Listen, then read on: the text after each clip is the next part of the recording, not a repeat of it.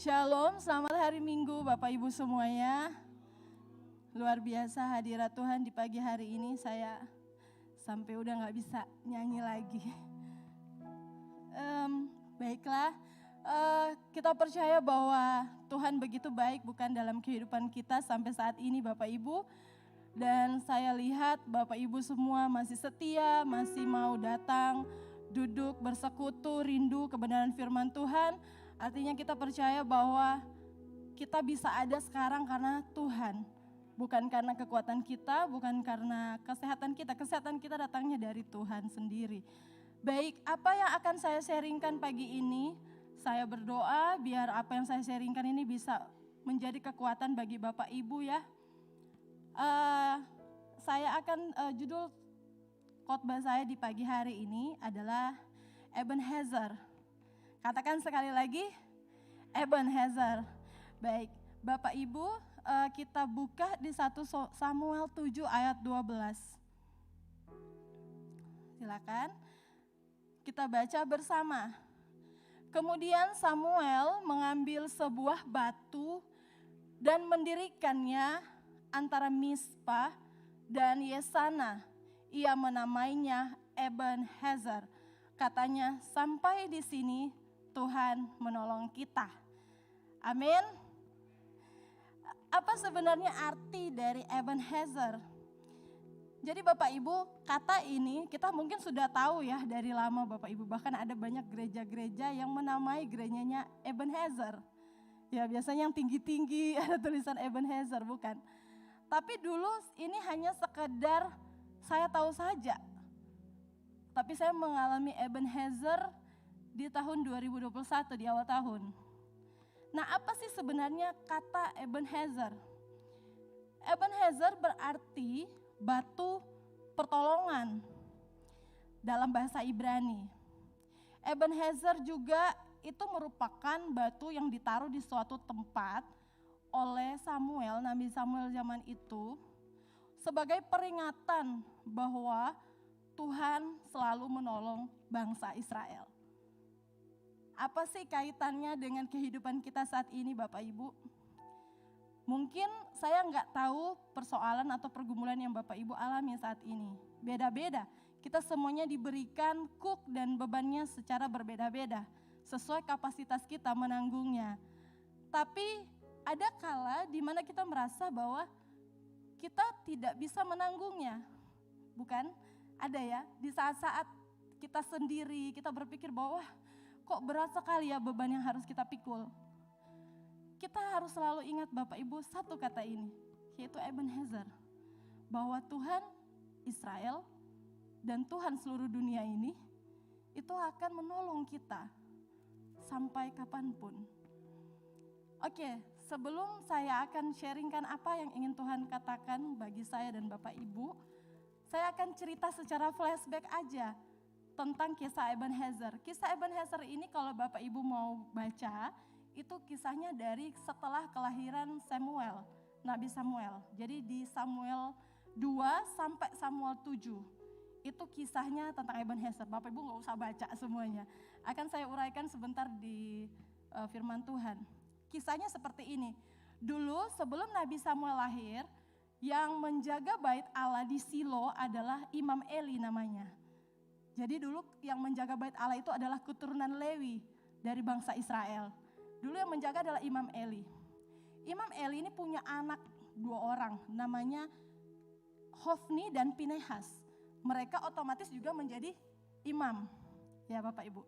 Namun Hofni dan Pinehas tidak berlaku jujur dalam mengelola bait Allah.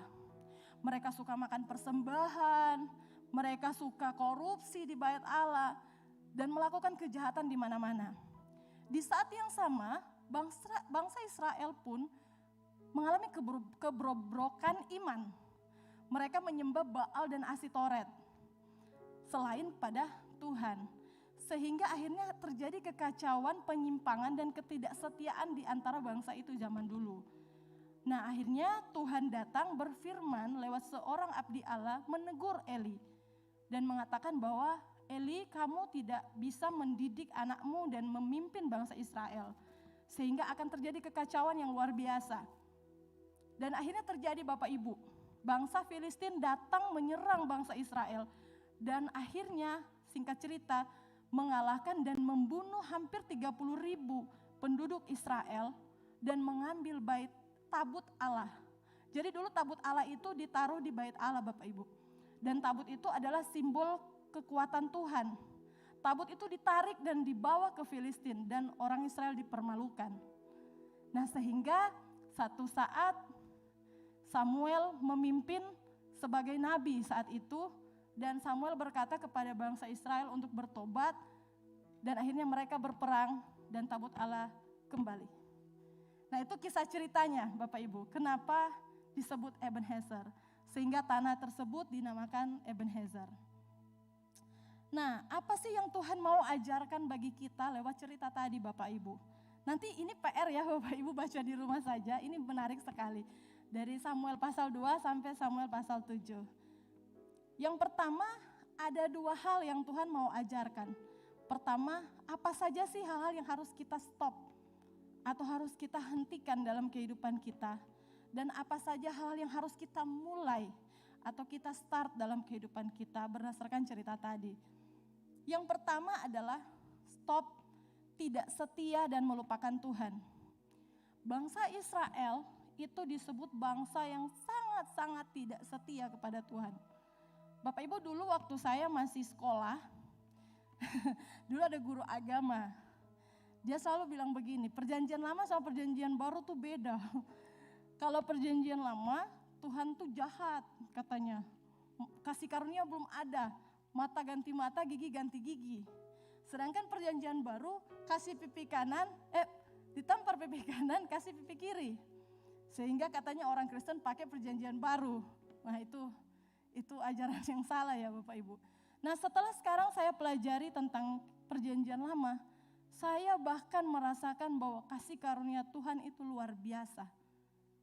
Kalau Bapak Ibu baca bagaimana Tuhan sabar sekali hatinya sama bangsa Israel, itu bisa sampai meleleh air mata. Nah bangsa Israel terkenal dengan ketidaksetiaannya sama Tuhan. Coba kita tengok di 1 Samuel 7 ayat 4. Kemudian orang-orang Israel menjauhkan para Baal dan para Asitoret dan beribadah hanya kepada Tuhan. Artinya apa? Selama bertahun-tahun bangsa Israel itu tidak setia hatinya. Menyembah Tuhan di bait Allah dan menyembah Baal dan Asitoret, yakni dewa-dewanya Kanaan. Dewa Baal dan Asitoret itu adalah dewa kesuburan Bapak Ibu, yang disembah oleh bangsa Kanaan. Bayangkan, mereka melihat bahwa Tuhan menolong mereka dalam setiap peperangan, tapi mereka tidak setia. Mereka masih menyembah patung. Mereka ibarat gini ya, Tuhan itu kasih pertolongan. Misalnya Bapak Ibu punya teman, satu teman ini selalu menolong Bapak Ibu, tapi yang satu ini enggak. Tapi Bapak Ibu tuh lebih sayang yang ini. Itu enggak adil. Tuhan marah. Karena Tuhan itu Allah yang cemburu, yang tidak bisa melihat bangsanya itu tidak setia. Karena dia selalu setia. Apa sih dampaknya? Apa dampaknya kalau kita tidak setia dan kita melupakan Tuhan Bapak Ibu? Di 1 Samuel 7 ayat 2 dikatakan, sejak saat itu tinggal di Kiryat Yearim berlalulah waktu yang cukup lama, yakni 20 tahun, dan seluruh kaum Israel mengeluh kepada Tuhan. Bapak Ibu, kalau kita tidak setia dan melupakan Tuhan, kita kehilangan penyertaan Tuhan. Waktu tabut Allah diambil oleh bangsa Filistin, waktu diambil, Israel dipermalukan. Wah, ini tabut Tuhan sopat orang ini, mau apa led orang. Tapi Tuhan juga tidak mau dirinya dipermalukan, makanya bangsa Filistin itu negerinya diobrak-abrik, dikasih tulah. Dewa-dewa mereka dihancurkan, di Dagon itu sampai harus berlutut di tabut Tuhan. Sehingga tabut ini dipindah-pindah. Karena ada tulah kalau dorang simpan ini tabut. Tapi akhirnya ketika tabut ini kembali, tabut ini tidak kembali ke Silo Bapak Ibu, tapi ke daerah Benyamin. selama 20 tahun tabut ini tidak balik ke Silo. Dan selama 20 tahun bangsa Israel dijajah di porak-poranda sama bangsa Filistin.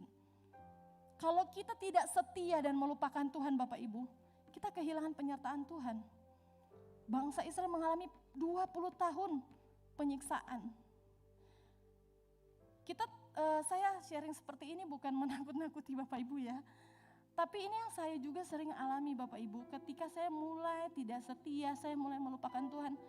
Saya merasa kok hidupnya lebih susah ya. Seperti lemah, tidak punya kekuatan. Ada masalah gampang down, ada masalah gampang kok seperti ini ya. Karena merasa seperti penyertaan Tuhan tuh hilang. Karena kita ternyata sudah tidak mulai setia. Kalau kita punya teman atau kita punya mungkin yang sudah menikah, yang punya suami istri, bagaimana coba kalau pasangan Bapak Ibu tidak setia dan lupa kalau di rumah ada istri atau ada suami? Kira-kira pasangannya senang? Enggak kan? Seperti itu Tuhan. Kalau kita tidak setia, Tuhan juga sedih hatinya. Sehingga akhirnya ibarat kata Tuhan rupa ada kasih tinggal dulu sadiki. Selama 20 tahun dibiarkan bangsa Israel itu diporak-poranda. Jangan sampai kita menjadi bangsa yang tidak setia dengan Tuhan Bapak Ibu. Karena penyertaan Tuhan itu yang paling penting. Kasih setia, damai sejahtera itu yang paling penting. Kita bisa merasakan kok, bukan berarti orang yang punya masalah itu kehilangan penyertaan Tuhan ya Bapak Ibu. Tapi ada damai sejahtera yang hilang. Jadi kita setiap ada masa tuh rasanya lemah bener. Kayak gak ada kekuatan sama sekali. Itu berarti penyertaan Tuhan kayaknya sudah hilang. Karena yang bisa bikin kita kuat untuk mengalami kemenangan itu adalah Tuhan. Yang bisa kasih kemenangan sama bangsa Israel itu adalah Tuhan. Bayangkan kalau Tuhan sudah tidak di sisi kita. Bagaimana kita bisa menang? Yang kedua apa Bapak Ibu? Stop. Stop memandang Tuhan, kekristenan hanya sekedar simbol atau jimat. Jadi gini Bapak Ibu, waktu pertama kali bangsa Filistin itu menyerang si Israel dan kalah, akhirnya bangsa Israel bilang begini, bahaya ini, kalah torang. Torang pergi di Silo, ambil itu tabut Tuhan, dan torang akan memenangkan pertandingan melawan bangsa Filistin. Waktu tabut Tuhan ini dua orang bawa, kan berteriak-teriak kan, nyanyi-nyanyi kan, wah so pakai haleluya 25 kali tuh. Itu bangsa Filistin tahu enggak Bapak Ibu, gemetar. Oh Tuhan, begitu. Itu bangsa Israel sudah datang bawa tabut. Karena mereka kan mendengarkan, mereka dengar ceritanya bahwa kalau bangsa Israel so bawa itu tabut, lebih baik itu mingkas. Embang torang. Ini yang terjadi Bapak Ibu, kalau Bapak Ibu baca. Tapi bayangkan bangsa Filistin bilang, jangan, bertindaklah laki-laki lawan pada orang. Dan akhirnya benar, ketika bangsa Filistin melawan bangsa Israel, kalah. Matilah sebanyak 30.000 orang. Kenapa Bapak Ibu seperti itu? Padahal orang bawa tabut Tuhan. Karena tabut Tuhan dipikirnya Israel itu jimat. Jadi kalau orang bawa tabut Tuhan, Tuhan pasti akan kasih kemenangan. Bapak Ibu hati-hati dengan simbol kekristenan kita. Jangan pikir bahwa kita ini orang Kristen, kita sudah hidup benar, saya so ikut grow, so ikut new life, so ikut komsel. Tapi orang tidak berlaku benar di hadapan Tuhan, orang tidak menjaga kebenaran firman Tuhan, dan berpikir bahwa Tuhan senantiasa memberkati. Kita so kasih perpuluhan kok. Padahal perpuluhan itu adalah mengembalikan, bukan? Kita so kasih persembahan, kita pasti Tuhan berkati. Jangan salah Bapak Ibu. Kalau pemikiran kita sampai di situ berarti kita memandang segala hal tentang Tuhan adalah simbol atau jimat. Kita baca di 1 Samuel 4 ayat 3. Ketika tentara itu kembali ke perkemahan, berkatalah para tua-tua Israel, mengapa Tuhan membuat kita terpukul kalah oleh orang Filistin pada hari ini? Marilah kita mengambil dari Silo tabut perjanjian Tuhan, supaya ia datang di tengah-tengah kita dan melepaskan kita dari musuh kita. Ada begini, karena besok pelayanan, jadi hari ini kita nak bikin dosa, supaya hadirat Tuhan datang. Itu salah Bapak Ibu, itu menjadikan Tuhan itu jimat. Kalau orang ini mesti doa puasa supaya hadirat Tuhan kencang, itu jimat Bapak Ibu. Harusnya mereka bangsa Israel percaya bahwa kekuatan Tuhan bukan terletak pada tabut. Iya, tabut waktu itu menjadi tempat kediaman Tuhan. Makanya tabut itu diisi di bait Allah di ruang maha kudus. Tidak boleh disentuh sembarangan. Tapi bukan berarti penyertaan Tuhan itu tergantung pada tabut. Itu kenapa Bapak Ibu? Karena mereka suka menyembah Baal dan Asitoret. Mereka percaya bahwa kekuatan Tuhan berasal dari patung-patung sembahan. Bukan entitas Tuhan sendiri. Hati-hati dengan itu Bapak Ibu. Dampaknya apa? Tadi yang saya sudah sebutkan. Kekalahan dan lenyap kemuliaan Tuhan atau Ikabod. 1 Samuel 4 ayat 21 dikatakan, ia menamai anak itu Ikabod. Katanya telah lenyap kemuliaan dari Israel. Karena tabut Allah sudah dirampas dan karena mertuanya dan suaminya. Jadi Eli itu kan akhirnya meninggal Bapak Ibu ya. Si Nabi Eli ini, seniornya si Samuel. Dan menantunya melahirkan anak dinamanya Ikabod, artinya lenyap kemuliaan Tuhan. Ketika kita memandang bahwa kekristenan kita itu sebagai simbol atau jimat, secara tidak langsung apa yang kita incar yaitu kemuliaan itu hilang. The glory of God disappear, hilang. Kalau kita berpikir bahwa dengan kita menjadi orang Kristen hidup kita akan dipermuliakan, tidak salah itu Bapak Ibu. Itu janji Tuhan. Tapi kalau kita berpikir seperti itu, berarti kita menaruh bahwa kekristenan dan ketaatan kita selama ini hanya sekedar simbol atau jimat.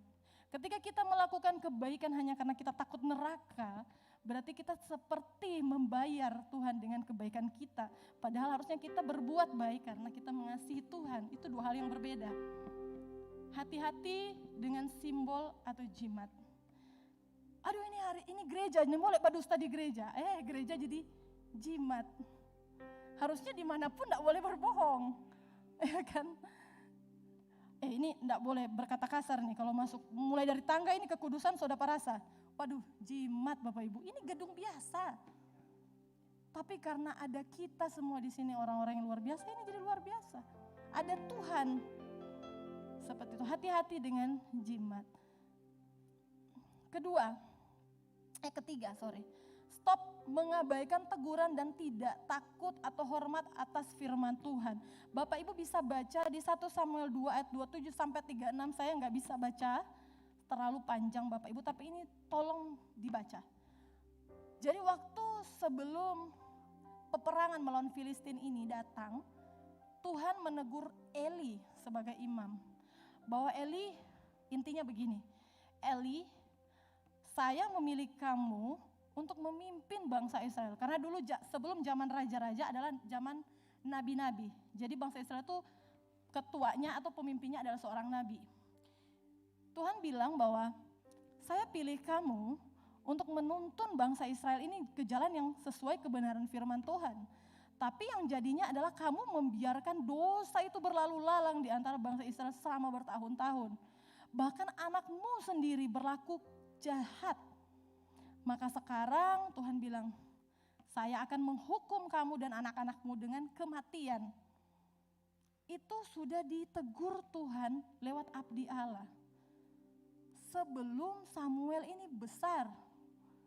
Bayangkan sudah bertahun-tahun. Harusnya ketika kita ditegur seperti itu, kita bertobat dong.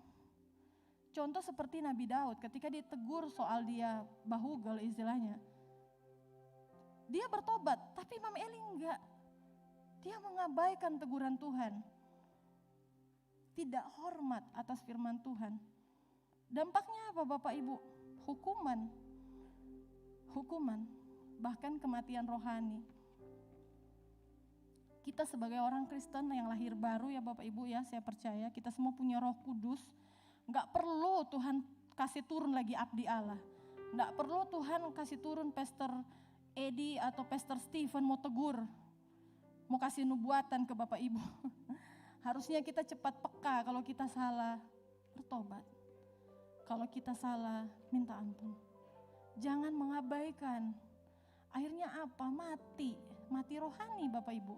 Bayangkan bertahun-tahun Eli mendengar teguran itu, dia nggak pakai. Dan akhirnya apa? Meninggal. Hofni Pinehas meninggal Dia pun hanya mendengar kabar itu, dikatakan jatuh, pantat lehernya ini bengkok ya Bab.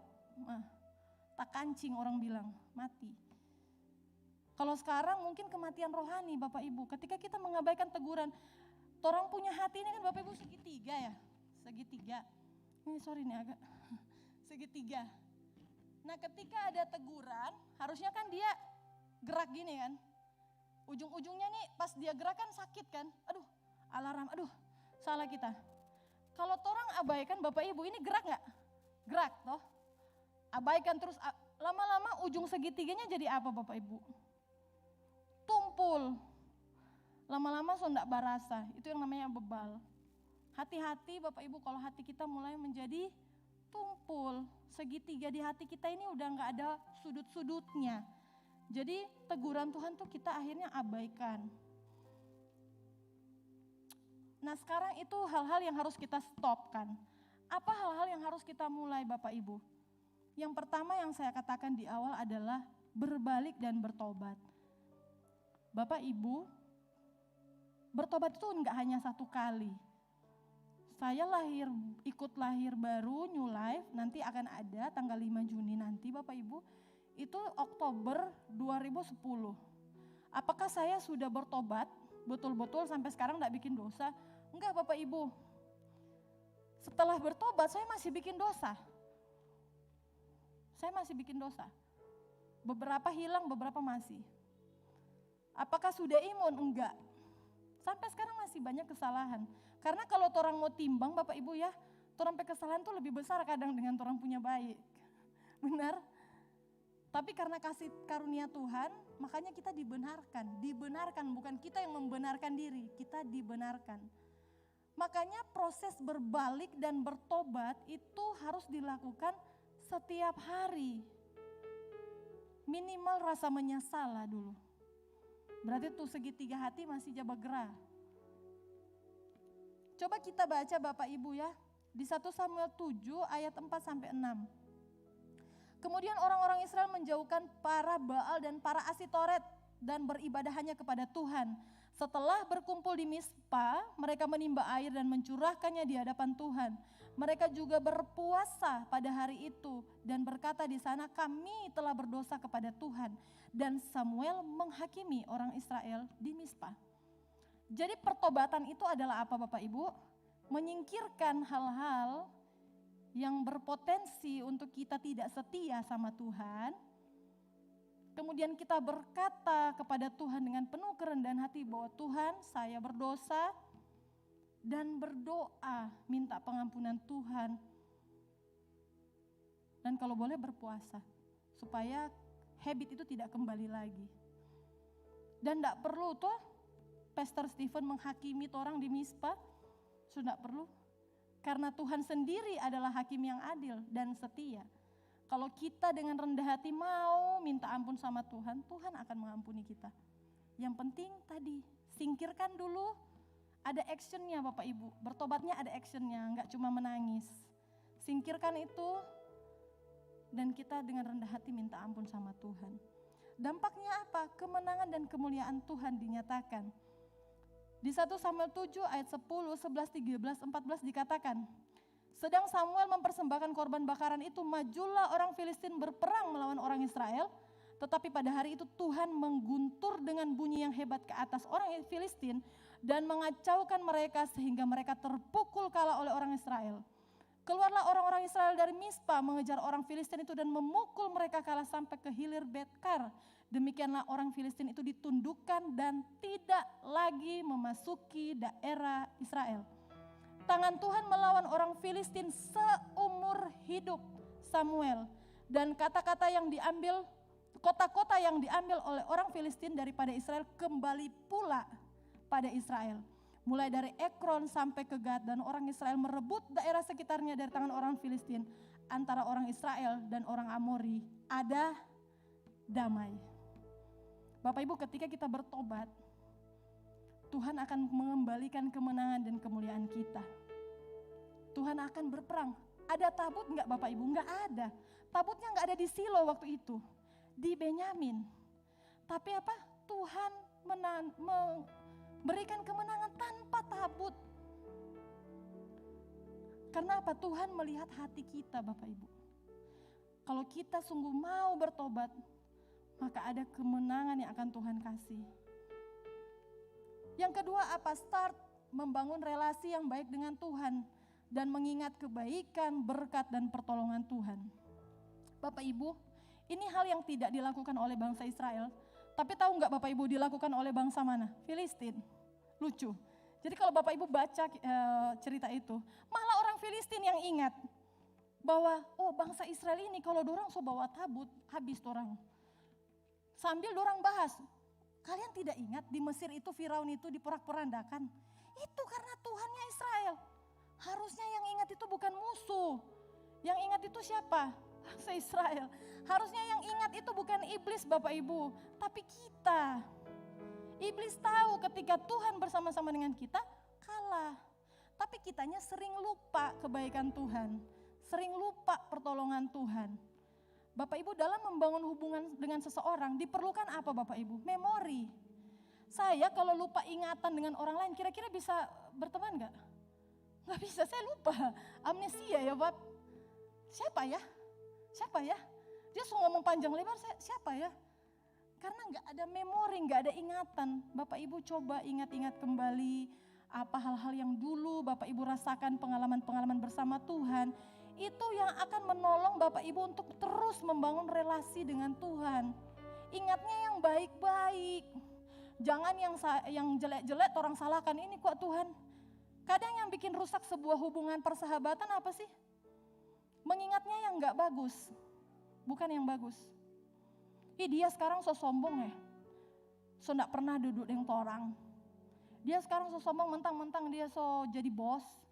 Dia lupa dulu orang itu baik sama dia, benar gak? Dia berbohong pak kita so gak mau bertemanin dia. Padahal dia berbohongnya mungkin cuma 1 kali. Dia gak ingat tuh kebaikan yang banyak-banyak, benar gak?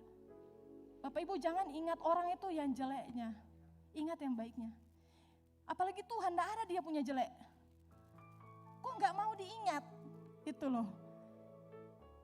Untuk menjaga relasi ingat tuh Bapak Ibu, ingat Tuhan, penuhi pikiran kita dengan memori yang baik tentang Tuhan. Dan yang ketiga apa? Start. Sebagai pemimpin kita harus berani untuk menegur dan menyatakan kesalahan sesuai kebenaran firman Tuhan. Nanti Bapak Ibu baca di 1 Samuel 7 ayat 3. Bapak Ibu, saya menganggap bahwa Bapak Ibu semua adalah pemimpin. Pemimpin ini bukan hanya pemimpin organisasi ya, benar ya Bapak Ibu ya. Bapak Ibu sebagai kepala rumah tangga, sebagai suami, memimpin istri dan anak. Bapak Ibu ibu sebagai istri ada punya anak-anak yang harus dipimpin. Anak-anak muda, kalian juga sebagai anak-anak muda punya teman-teman yang melihat teman-teman. Melihat, itu memimpin. Jadi saya bilang bahwa ini bukan hanya untuk pemimpin gereja atau organisasi, tapi ini untuk kita semua. Kalau kita punya teman atau saudara atau suami atau istri yang berjalan tidak sesuai dengan kebenaran firman Tuhan, kita harus berani menyatakan kesalahan. Jangan takut, jangan kayak Imam Eli, dia lebih sayang anaknya daripada Tuhan. Dia gak mau tegur anaknya itu salah. Tapi harus seperti Samuel berani untuk menegur. Tapi menegurnya tentu dengan kasih Bapak Ibu. Samuel gak menegurnya dengan marah-marah, dengan banting-banting, enggak. Dia tegurnya dengan kasih. Yang penting kita menegur dengan motivasi yang benar, dengan kasih, maka teguran itu akan sampai. Dan sebagai pemimpin kita harus mau peduli dan mendoakan orang lain. Samuel ketika dia sudah mengadili, menghakimi mereka, menuntun mereka untuk bertobat. Kan Israel juga bilang, tolong topang doa terus 4 orang Samuel. Dan akhirnya apa? Samuel berdoa mempersembahkan korban. Bapak Ibu kita jadi manusia, saya bilang manusia ya, kita orang Kristen ya. Belajarlah untuk kita terus mendoakan orang lain, membantu, peduli sama orang lain. Mari kita mulai belajar, kalau kita punya teman yang lagi ada masalah, jangan malah itu kok ngana bikin dosa apa sungana. Itu kan teman-temannya Ayub, ketika Ayub merasa dia butuh support, yang ada DP teman-teman bilang, yuk minta ampun coba Tuhan, ngana kok ada salah apa tuh, dosa besar apa tuh. Jangan begitu Bapak Ibu. Mari kita support siapapun yang mengalami masalah atau ada hal-hal yang mereka rasa mereka butuh disupport. Jangan malah menghakimi. apa? Penyertaan Tuhan seumur hidup. Apa yang dilakukan Samuel sebagai pemimpin yang baik diberkati Tuhan. Sehingga musuh tidak ada lagi mengganggu Israel seumur hidup Samuel. Bayangkan satu bangsa itu dilindungi hanya karena Samuel. Kalau kita punya perusahaan, kita punya usaha-usaha ya Bapak Ibu, ada karyawan di situ. Kalau kita hidupnya benar, kita berani menegur, berani mempertahankan sebuah kebenaran dalam sebuah organisasi kita, maka penyertaan Tuhan seumur hidup.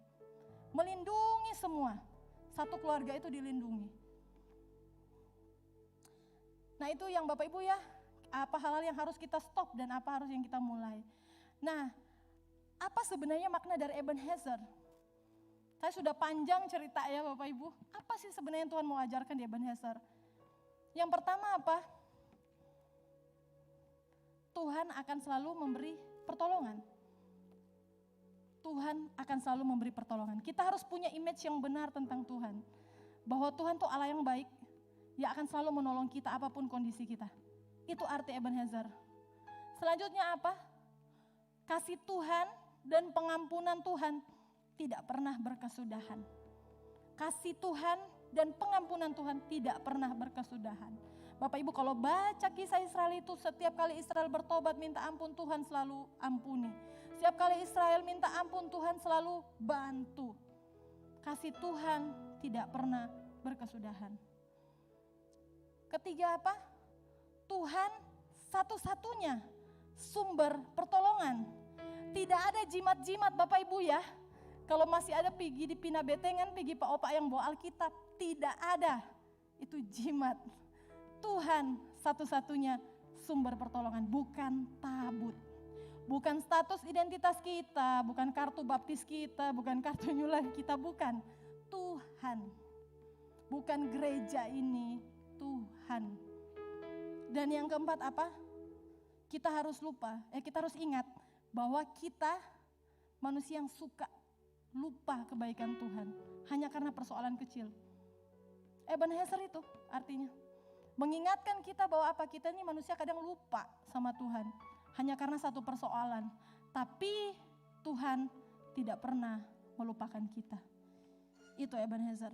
Setiap kali saya mengalami sesuatu, saya ingat Ebenezer. Saya tidak baik, tapi Tuhan selalu baik. Saya tidak setia, tapi Tuhan selalu setia. Saya tidak benar, tapi Tuhan membenarkan saya. Itu Ebenezer Bapak Ibu. Pada akhirnya Ebenezer selalu mengingatkan kita bahwa sampai di sini, sampai hari ini, Tuhan telah dan selalu menolong kita. Hargai itu Bapak Ibu. Lakukan semaksimal mungkin untuk menyenangkan hati Tuhan. Beri apapun yang Tuhan minta dalam kehidupan kita.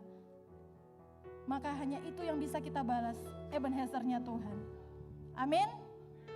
Semoga firman ini bisa menguatkan Bapak Ibu yang sedang mengalami masalah, mungkin pergumulan, percaya bahwa Ebenezer